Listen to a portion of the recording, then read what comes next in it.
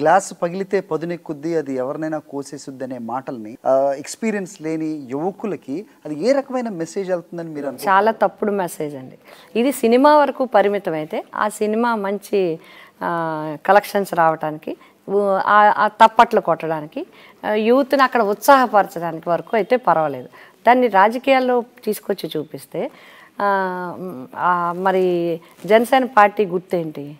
Glass ఎప్పుడు క్షేమంగా ఉండాలని చూసుకోవాలి. గ్లాస్ ముక్కలైపోవాలని ఎవరైనా కోరుకుంటారు? మరి ఆ సినిమాలో డైలాగు ఎట్లా ఇది ఎందుకు పెట్టారో ఐ డోంట్ నో. మాదంతా మా పార్టీదంతా నిర్మాణం, మాదంతా హాస్పిటల్స్ కట్టడం, మాదంతా స్కూల్స్ కట్టడం, మాదంతా బిల్డింగ్స్ కట్టడం, మాదంతా టవర్స్ కట్టడం, మాదంతా ఆంధ్రప్రదేశ్ని ఆరోగ్యాన్ని విద్యాంధ్రప్రదేశ్, ఆరోగ్యాన్ని అభివృద్ధి, ఆంధ్రప్రదేశ్ని అభివృద్ధి ఆంధ్రప్రదేశ్గా చేయటం మాది. కానీ బద్దలు కొట్టడాలు. అభివృద్ధి ఆంధ్రప్రదేశ్ అంటున్నారు, కాకినాడ ఎంపీగా మీరున్నారు, సో అనుకున్న స్థాయిలో ఇండస్ట్రీస్ వచ్చాయండి.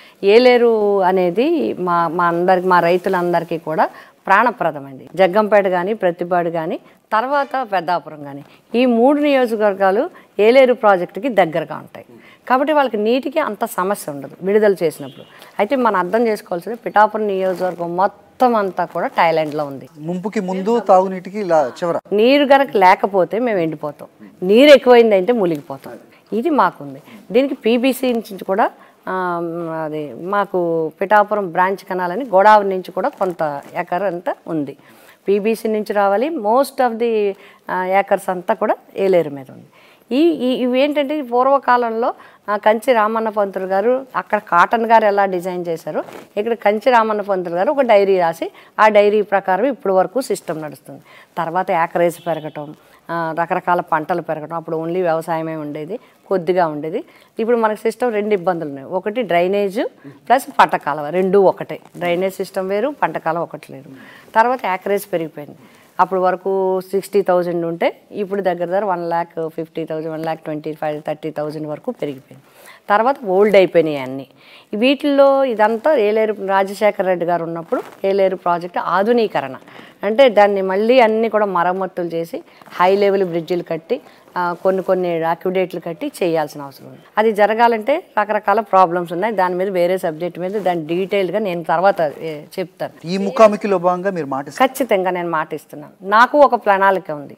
ఏంటంటే అంతా కూడా పైనుంచి దీనికి ఒక సిస్టమ్ ఉంది. పైనుంచి వేసుకునే కాకుండా కింద నుంచి చేసుకుంటూ వస్తే ఒక రకంగా ఉంటుంది అనేది నేను కూడా టెక్నీషియన్స్ అందరితో, ఈఎన్సీ రిటైర్డ్ అయిన ఈఎన్సీ వాళ్ళందరితో కూడా నేను మాట్లాడుతున్నాను.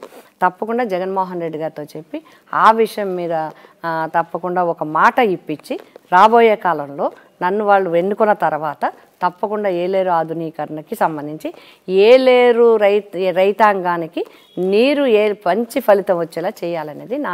గీత గారికి ఒక ప్రణాళిక ఉంది, పథకం ఉంది, అంతా ఉంది. ప్రతి స్పాట్లో ఉప్పాడ దగ్గర ఏం చేయాలి, గొల్లపురం దగ్గర ఏం చేయాలి, పిఠాపురం దగ్గర ఏం చేయాలి, పైనుంచి ఏం చేయాలి.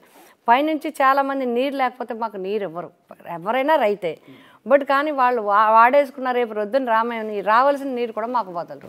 అక్కడ కూడా రెగ్యులేటరీ సిస్టమ్స్ ఎలా చేయాలనేది నాకు పూర్తి భగవంతుడి దయ వల్ల అవగాహన ఉంది. రేపు చేయించాలనేది కూడా నాకు అవగాహన. ఇప్పుడు ఈ పంట కాలంలో కూడా చాలా ప్రాబ్లమ్స్ వచ్చాయి.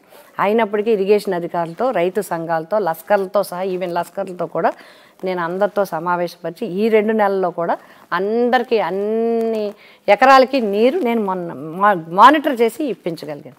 ఇంకొకటి ఉంది, SEZ ఇష్యూ ఒకటి ఉంది. SEZ వచ్చేటప్పటికి దేశంలో ఎక్కడా లేనట్టుగా SEZ 10,000 ఎకరాల SEZ మన నియోజకవర్గంలోనే ఉంది. అందులో మేజర్ పార్ట్ పిఠాపురం కాన్స్టిట్యున్సీలో ఉంది, ఒక బిట్టు తొండంగి అంటే తుని కాన్స్టిట్యున్సీలో ఉంది. దాని మీద చాలా ఉద్యమాలు అయ్యాయి, చాలా రకాలు అయ్యాయి. అట్లాగే గత ప్రభుత్వంలో ఏరువాక సాగారు, మీకు SEZ రద్దు చేస్తామన్నారు, రైతుల్ని తప్పుదావ పట్టించారు, రైతుల్ని నమ్మించారు. అయినా ఎవ్వరూ ఏం చేయలేకపోయారు. రైతు సంఘాలు కూడా పోరాడి దగ్గర 15 సంవత్సరాలు పోరాడి సుప్రీంకోర్టులో కూడా ఓడిపోయారు.